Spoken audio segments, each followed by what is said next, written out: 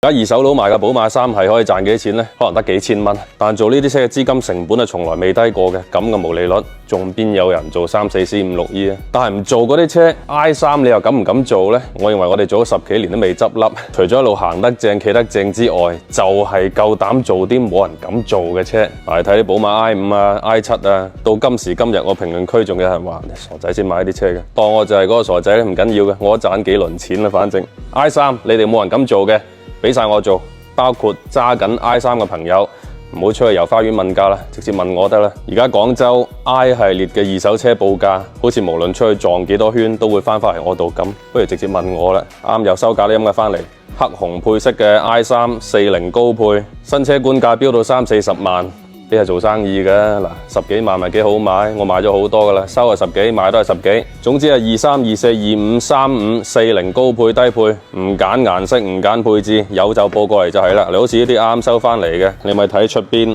噏噏耷耷嗱，隻轆都仲咁鬼邋遢，裏邊個籠幾千公里咋呢啲車。咁邋遢有原因嘅，啱喺噴漆廠翻嚟，我哋仲未精洗，因為我哋漆面整備呢個環節係啱啱完成，唔係炒甩半邊車頭再揾翻俾你，係全車所有漆面嘅瑕疵，包括但不限於咩石仔彈啊、細仔畫花啊，全部噴靚仔晒。我成日話二手車至緊要嘅係賣相，唔係記錄，冇一忽油漆係完整嘅，全車原漆俾你有乜意義呢？